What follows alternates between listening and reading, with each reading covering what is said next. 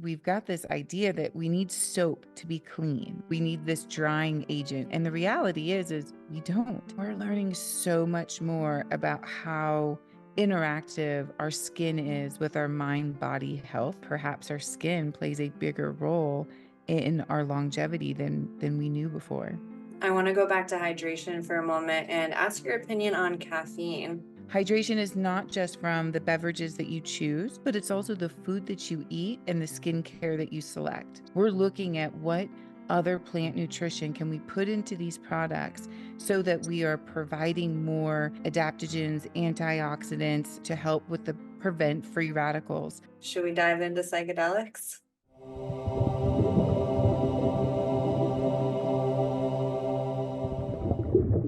Today, I have with me Jodi Scott, the founder of multiple successful brands within the alternative health space. Jodi, what is Green Goo and how did it start? Ooh, that's fun. Well, first, it's great to be here with you. So thank you. So Green Goo is our plant-based first aid body care brand that my mom, sister, and I started together. My sister's an herbalist and a midwife, and I was pre-med, got my master's in health psychology, and at the time was training resident physicians on the biopsychosocial model. And that was, a big deal then because, we really didn't look at medicine as like integrative, holistic medicine the same way we're starting to look at it today. And the biopsychosocial model is really just encouraging the physician to do more than just prescribe a medicine and think of other behavior traits or social situations that may help improve the efficacy of the medicine. And then at the same time, my sister was going to herb school and she was learning how to extract from plants and make topical therapeutics. And when we were going through this journey, what was really interesting is we kind of grew up always passionate about natural foods and clean foods. We were athletes and we could see and feel the connection of, living healthy and how that impacted our performance. So, we really sought out clean foods early. And then in college, we were going to school in Austin, worked in the health food stores where the first Whole Foods was. We really got to experience what it was like to have, customers come in and say, "Hey, I need a herbal sitz bath," but there wasn't one, and so we'd help them make it. And so, when we looked at our home and in reflection, to our own personal lifestyles, we were seeking out clean shampoos and conditioners and clean foods. And of course, we always recognized a lot of the sneaky ingredients, even in what was quote unquote clean. But what was super interesting to us was that we were willing to make the exception in our first aid cabinet. Like you would open up my first aid cabinet and I would have Neosporin and hydrocortisone and calamine and like all these one-time use chemical products. And I was like, why do we have these? And then here my sister's learning this practice of extracting from plants and we're learning all these beautiful qualities that these plants have. And then we're experiencing ourselves the wound care or the pain relief. And we were like, maybe we can make plant-based first aid products that are superior in efficacy. And we started looking at the OTC first aid space. We recognized we were not alone. The natural consumer was willing to abandon their natural ethos because they were told things like, these chemical laden products were the only products that could get the job done. And then the conventional consumer was like, and this was before the plant-based renaissance. So like, plant-based was super disruptive then. But the conventional consumer was like, I don't care about the ingredients. I just want something that works better. I've got this chronic skin condition and everything on the over-the-counter market is like use for 7 days and discontinue using if symptoms persist or, you may have liver failure, something extreme because the, harmful ingredients to use over a long period of time obviously have damaging effects to our body. Mhm. We were like, this is a perfect opportunity to really like invite the conventional consumer over to the natural world and prove that we can make plant-based solutions that are superior in efficacy and also bring some sustainability. There were so many like one-time use products, plastic, and these products are all these tubes are getting thrown in the landfill. So can we bring sustainability and maybe even some fun because everything in OTC just looks so medical. And so Green Goo was born because it's green and we're really using the plants, and it's a goo instead of an ointment that sounded so, medicinal. And we started there and then expanded into other categories. I'm so glad you did. Full disclosure to everyone listening, I got to sample the products. Jodi wouldn't be here right now. I wouldn't have this conversation if they weren't as incredible as they are. Okay, and I'm only saying this because I had severe skin issues and I became terrified of products. I didn't put anything on my skin for probably a year or longer. And anytime I did, I would get some sort of reaction. And I tried the stuff that was either prescription, I tried over the counter, I tried natural things, just coconut oil or something. And I didn't actually try any type of skin oil. I started seeing videos on social media of different girls and women doing this oil cleansing and putting oil all over their skin. And that was so counterintuitive to me because it seemed like that would make your skin more oily. Hmm. And but after seeing it so many times and, connecting with your brand and your company, I'm like, let me try it. I mean, at this point, like, what's going to hurt? And another thing is the deodorant. And I didn't wear deodorant for the past several years because I tried all of the, Tom's brand that they have at Whole Foods and things like that. They didn't work and they left a lot of white residue and things like that. So that was another product I was very excited to get my hands on and be like, let me check this out. And yeah, I just wish that I found it sooner. And I'm so happy that we get to talk about this right now. So much to unpack in what you said, in terms of deodorant, oils, um, sneaky ingredients. I was really surprised. We were visiting the dermatologist earlier this week with my daughter, and she was like, "Yeah, we need you to stay away from fragrances because she's 12 years old and she's dabbling into all of these different brands that are out there." And I just like winked at the dermatologist, like, "Thank you." But yes, like these sneaky ingredients, fragrances, phthalates, BPAs, parabens, they are so harmful to our skin and our overall homeostasis. I mean, phthalates is the number one produced chemical on the planet, and over 1 billion pounds of phthalates is produced a year just in the United States. And this is an endocrine disruptor, and this is leaching from the plastics and the packaging. And so, a lot of times people think, okay, I'm looking at the ingredients and it might be free from, but then you also got to look at the packaging and say, are these is this package sustainable? And could it be leaching, different kinds of harmful, disruptors that may be, having long-term effects on our homeostasis. Why do they put those things in the products if obviously you can make them without it? Yeah, that's a great question. So, it's funny. I was looking up like the top 10 or 15, um, you know, uh, chemical, we'll call them like the endocrine disruptors that are made. And basically, they're man made chemicals that mimic, our hormones that create these disruptors. And what I found most interesting is that they've only been around for like 50 years, and they're really a product of the Industrial Revolution when we decided that we wanted to mass produce products and get them to people's homes. And so there was two components to it. One, it took a while for products to get from people's homes, from the manufacturing facility to people's homes. And so they had to put in preservatives. But then there was also this notion of like, we want to give you more value, more bang for your buck. So we're going to put a lot of fillers in there too.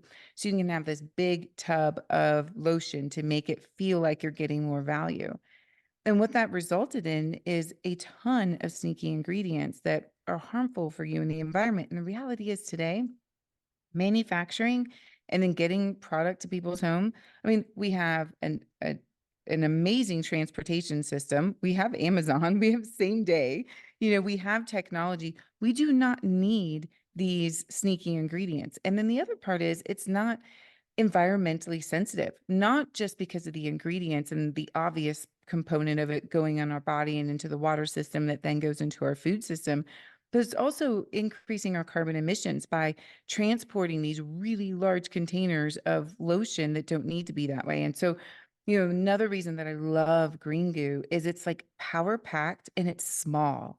We don't use water in the process of extracting and we don't fill it with water. So you have this power packed, herbal, efficacious solution where a little bit goes a long way. And, I'll tell you, when we first started this process, we were going to manufacturing facilities because we were growing the plants ourselves, extracting them ourselves, and then, putting these unique oils into these products. And no one wanted to do that process for us. They're like, why can't you just get pre-made extracts that are already made on the market like everyone else, throw it in a tub and then sell it? And we're like, one, it changes the efficacy, and performance is what matters. And two, it allows room for sneaky ingredients. And it took a manufacturing facility whose son had eczema. He used our dry skin formula and he called us a week later and goes, you know what? I don't know how we're going to scale this, but we're going to because the world needs these products. And that product has been used by Johns Hopkins to date for over a decade in their scleroderma and skin condition department. And literally, we bring the plants to our manufacturing facility. We take them through this beautiful waterless extraction process, yield high amounts of the medicinal properties, and then these custom oils go into all of these products. So you can't even get a blend of these oils anywhere else. And that botanical profile, that complementary, each of these plants complement each other in a very systematic way to give you the results that you're looking for. And it's just magical. Yes, I have to agree. I can see the difference just from having nothing on my skin and then rubbing the oil into my skin. And I look at the bottle, I'm like, what is in this? And it's like only three different plants, and that's it. Like it's not a paragraph of ingredients. It's incredible. And okay, so I'm wondering, as far as all of these other products that put preservatives in them in order to, prolong the shelf life, things like that, now that we don't need that because of Amazon and all of the instant access that we have, do you see things moving in the other direction? And do you see more and more companies kind of getting rid of those? I hope so. I mean, we're getting more and more data behind different plants and natural alternatives that can add, preservatives and keep formula stable. I mean, rosemary, lavender, people think lavender is just something that, is calming and also, smells good, but really it's phenomenal for formulations and keeping it stable.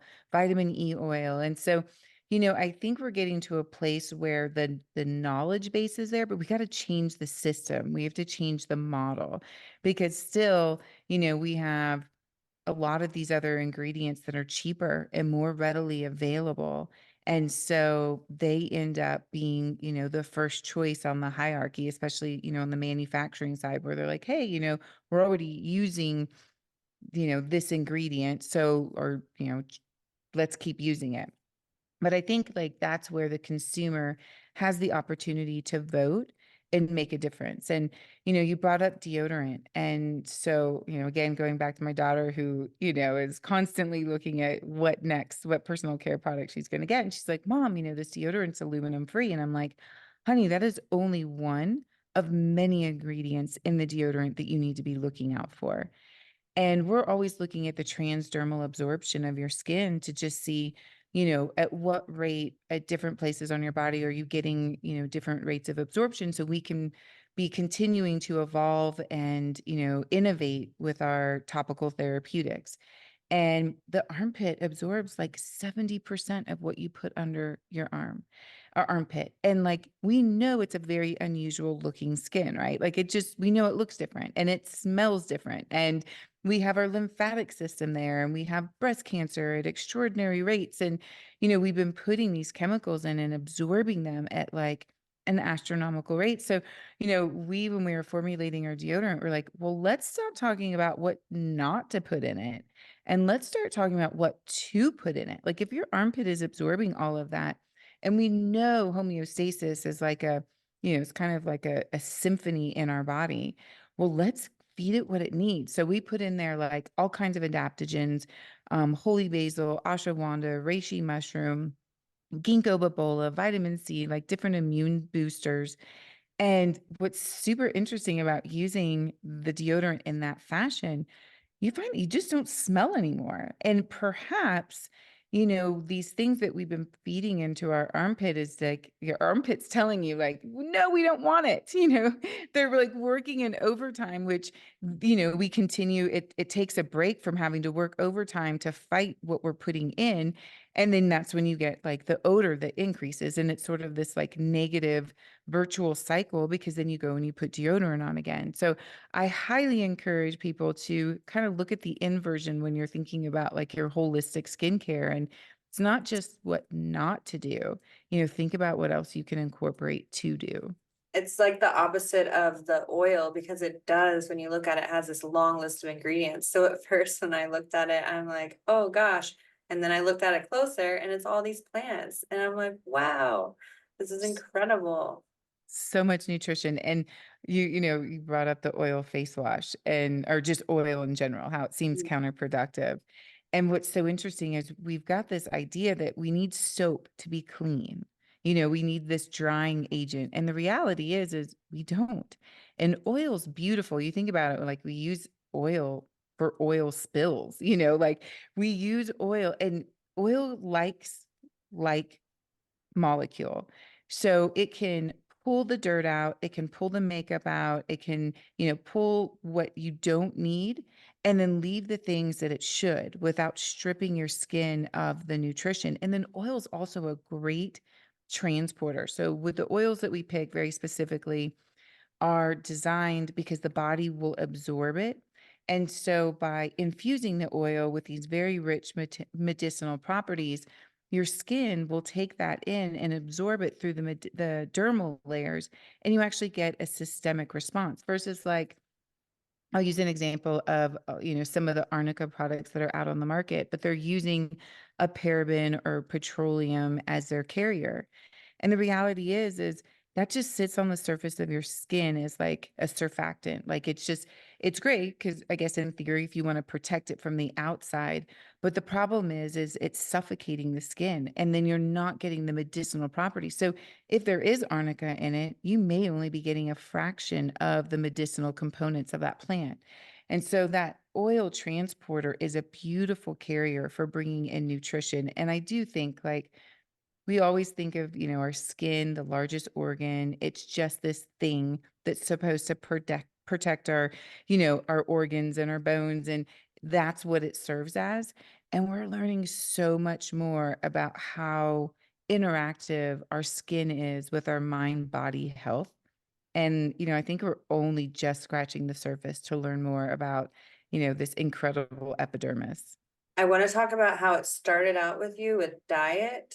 I believe you, your sister, and your mom had a focus on a plant-based diet. Mhm. How can shifting your diet to being more plant-focused contribute to things like physical and mental health? Well, we definitely like to take the approach of a holistic skincare approach. So in our family, we use this acronym called shaman.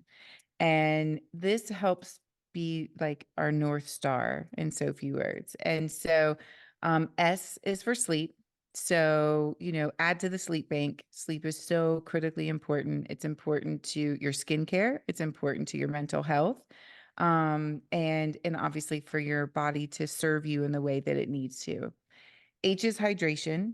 Hydration is not just from the beverages that you choose, but it's also the food that you eat and the skincare that you select. So, thinking about the drinks that you're having throughout the day, you want to have hydration that is not pulling nutrition out of your body or, contributing in a negative way, whether it's like high sugar drinks or alcohol drinks. But then also from the food in your body care.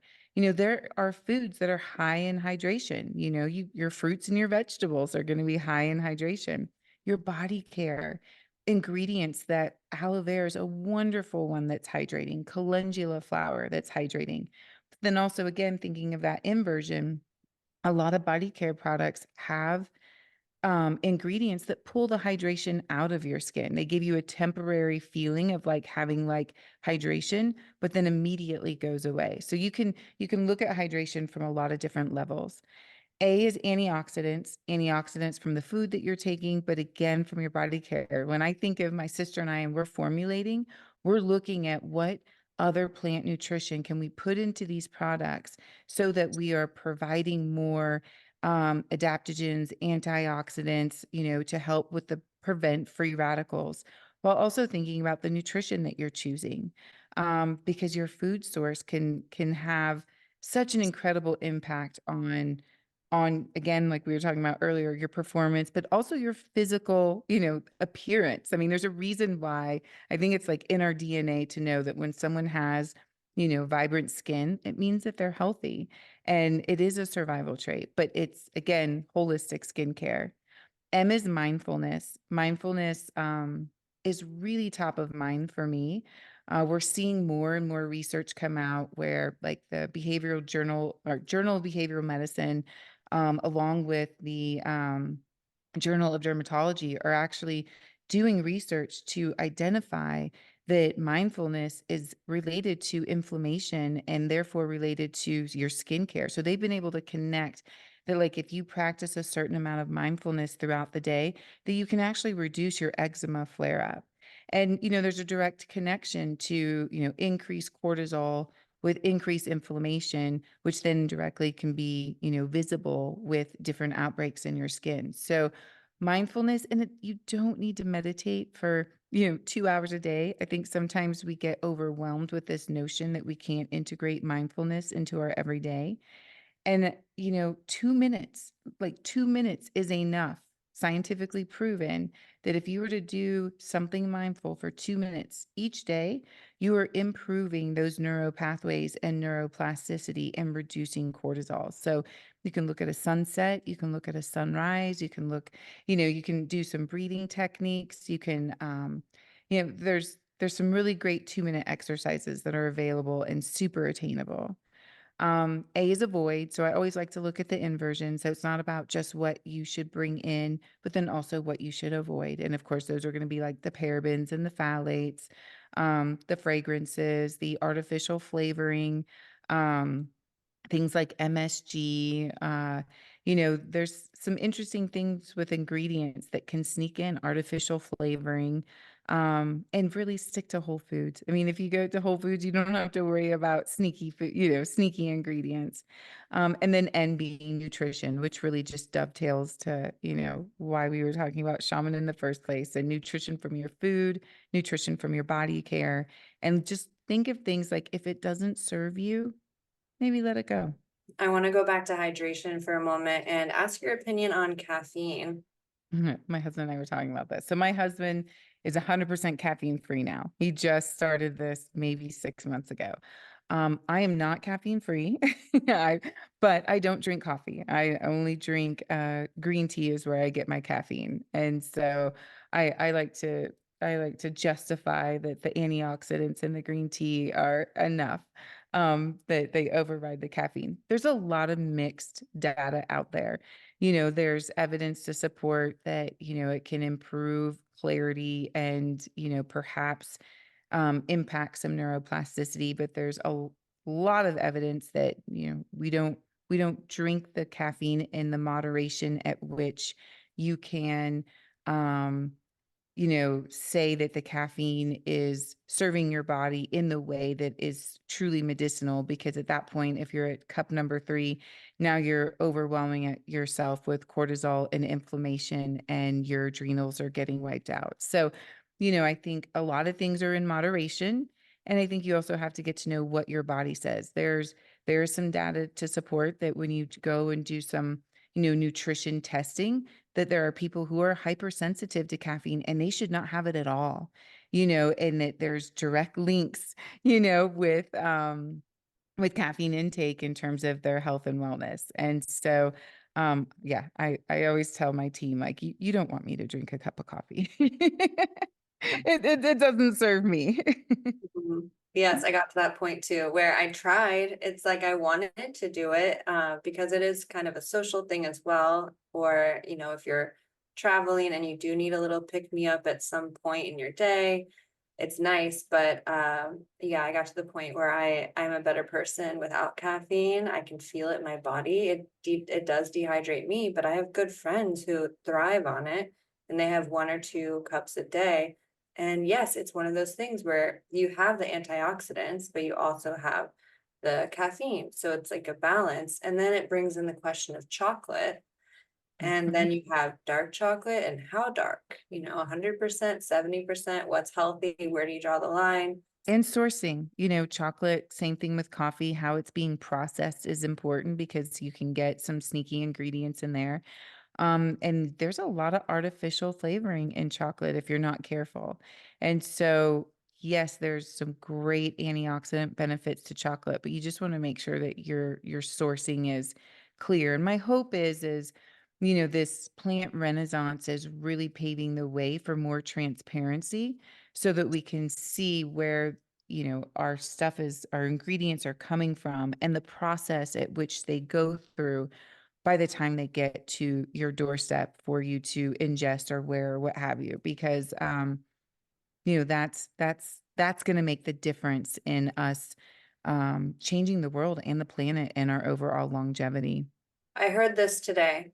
People who eat between 1 to 2 cups of dark leafy greens every day have brains that perform up to 11 years younger. What are your thoughts? I believe it. I mean, we are so nutrition deficient in general, and especially our generations, right? Like, my grandmother, when I first started pushing organic food, she was like, I just don't get it. And I'm like, you were raised on clean food, you're just now getting canned food and processed food. We were raised on that stuff, and we're not getting the leafy greens that we need. And I applaud the psychedelic industry for also opening up our awareness of, neuroplasticity and longevity, where I think that, a lot of it was anecdotal before in terms of, can we really teach an old dog new tricks.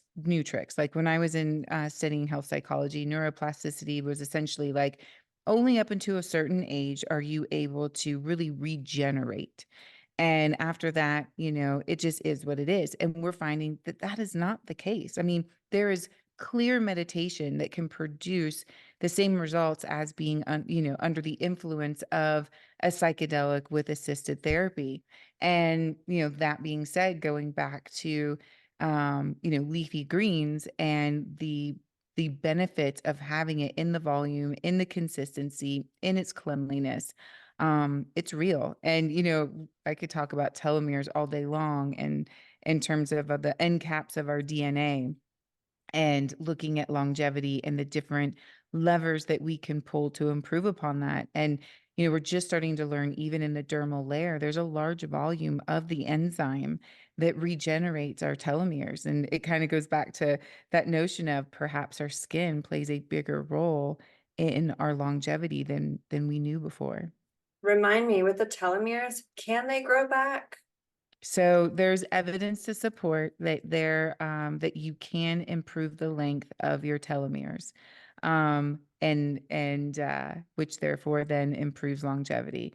Now, how much and what you can do, we're obviously constantly being exposed to different radicals that create the degenerative component of it. But there's evidence to support that we can regenerate. Wow, that's incredible. You also mentioned psychedelics. Should we dive into psychedelics? Let's. Such a fan.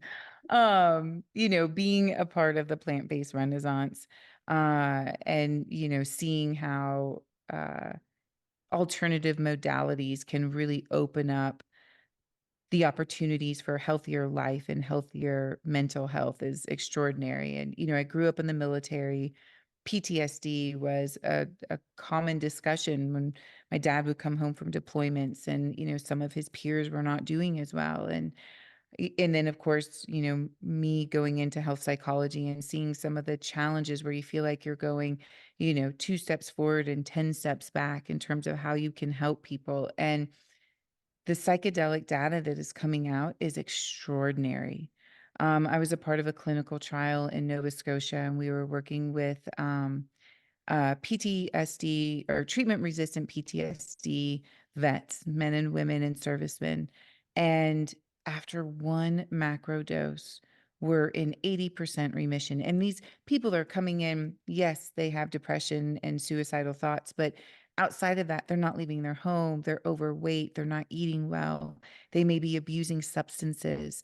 They don't have a social life or hobbies, and they start this journey, and all of a sudden they're reading, they're going to concerts, they're losing weight, they're eating healthier food. And we're seeing the data in terms of neuroplasticity and improved neural pathways, and being able to change the course, and letting go. We say letting go loosely, of some of these behaviors that we had to develop to adapt to survive, that were not serving us well.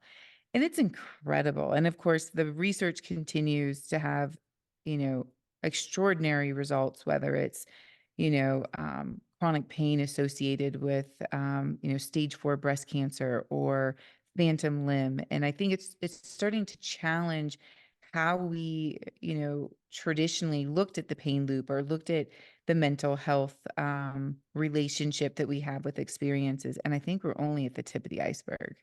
Would you consider it to be a medicine? Yes, but I also think, it's hard to use the word medicines when, Western medicine, or, modern medicine has a certain connotation.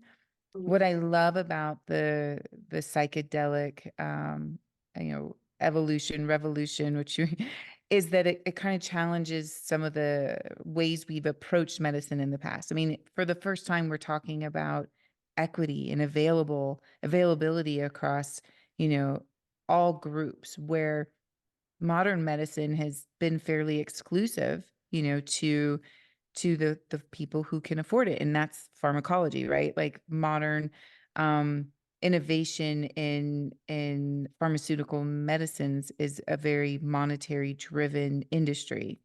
And so I find it incredibly fascinating that these alternative medicines modalities, we're talking about it in a different lens. And I hope that that can somehow translate into what modern medicine has evolved into, and the limitations that it's had.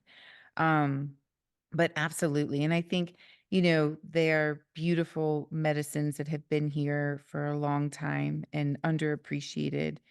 And I think the gift going forward is that we hope that we'll preserve the integrity of where these plants and these medicines have come from, and how we're going to integrate them. Because I think we're going to learn we don't just need them if you have a quote unquote DSM diagnosis, and psychology, that you're, on the scale of depression or anxiety or what have you. We're going to learn that these medicines also are beautiful for improving your overall just day-to-day mental health and wellness. And I'm excited to see how we can start looking through the litigation and being able to quantify it in the same way we saw with cannabis, right? Where we could finally have it regulated. People knew what they were getting. You could interact with the different strains to know which one served you better, because our bodies are very different, and not everyone wants a stimulant. Maybe some people are looking for weight loss. Like, there's quite a bit of data to support that these different strains of mushrooms can have a different, outcome, depending on what you're looking to achieve. It seems like whatever issue we're having, or whatever our goal is with our health, or our intention rather, that nature has given us an answer or a solution for that, whether it's mindset with anxiety or depression, or whether it's our organs quite literally repairing themselves with the nutrients that we provide our body. And then also topically, whether it's replacing Neosporin with something that's probably in our backyard. Truly. I mean, and I think that's the beauty of these plant-based medicines, is that, we want to talk about longevity. Like, we're now living to be 100 years old, where that wasn't the case. Well, guess what? These chemicals that we've introduced from the Industrial Revolution are turning the clock backwards, right? We're not going to improve longevity. However, modern medicine has an incredible, element to us being able to live longer lives. And so it's almost like we have it in reverse. We should be inviting the plant-based medicines for as many scenarios as we possibly can in our day to day, and then saving our organs and saving our more complicated medical, issues for when we need them. I mean, a physician will tell you, I love working on a healthy patient. It's a much better outcome, when they have to operate or, do some kind of intervention for a healthy patient. And so anything that we can do to be resourceful with these available natural medicines that we know complement our bodies, use them. And then, of course, then we've got modern medicine, and we're in better shape to be able to use it. And our bodies, our vehicles are able to weather it. Right. It definitely has its place. I mean, I probably wouldn't look outside for something if I broke my leg. I would want to go to the hospital. But like you said, a lot of things are backwards as far as psychedelics and that type of therapy. And then you have alcohol, which is available on every single corner and it's normalized from breakfast to dinner. I mean, brunch is Yes. all about the endless mimosas. And then there's always a reason every single day at every single time of the day to have alcohol. But what is that doing to our bodies? And yet Yes. psychedelics are so dangerous and they're forbidden. And thank God it seems to not be that way any longer or for much longer. And we have to change the stigma because, I think about, for example, vets and the stigma that we've been raised around in terms of psychedelics, and that, they, to your point, they can go and get a drink any day, all day. And it's going to make their depression worse. It's going to make their anxiety worse. It's going to deteriorate their body. It's going to impact their mental health. And yet what they really need, is the psychedelic assisted therapy. And so, alcohol sales are down, and I'm not complaining about that. I think that's great. And I'm hoping that we can find refuge in more alternatives. Um, but to your point, it's been reinforced and it's been a part of just the norm. And so, hopefully that can inverse itself as well.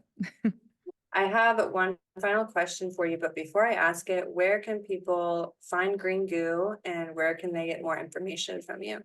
Greengoo.com. We're constantly updating it with different, updates, product development. We really want to interact with our customers more, truly, authentically, in a holistic way. And of course, you can find me on LinkedIn at Jodi Allison Scott, which I always just appreciate, customers reaching out and developing those relationships. I mean, I have one patient or customer who was Jane Doe #1, pulled from the World Trade Center. And she reached out, and our product was the only product that helped her get through her withdrawal symptoms because she'd become addicted to opioids. And our topical analgesic was the one product that helped her. And she's now become a dear friend. So I encourage people to reach out so that we can assist in some way, shape, or form. And, it becomes a really authentic dynamic. And I'm grateful for that. I'm very grateful for Green Goo. And I believe I have a code that I can put in the description for the Yes. listeners as well. Okay. This question I like to ask everyone at the end, which is, what is your number one health tip? Whether it's mindset, diet, and nutrition, physical, emotional, just the number one piece of advice you would like everyone to know. Mindset. I mean, for me, and the more I learn, the more I become committed to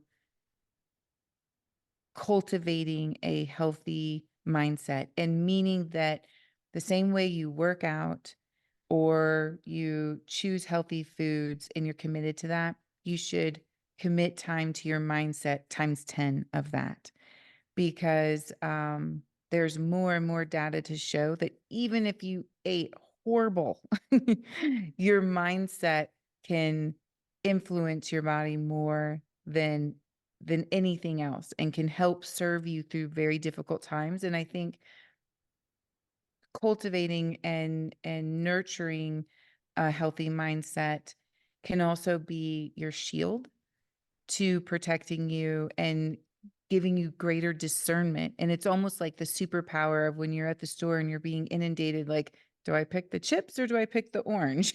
You know? And when you're nurturing that mindset, it's not difficult. It almost becomes like super automatic. And it also just gives you great joy. It really does. So I encourage giving your mind a little bit of love. Beautifully said. Thank you, Jodi, for coming on. And if you're watching on YouTube, remember to subscribe and for more informative health content from inspirational guests like Jodi. Thank you. Have a beautiful day, everyone.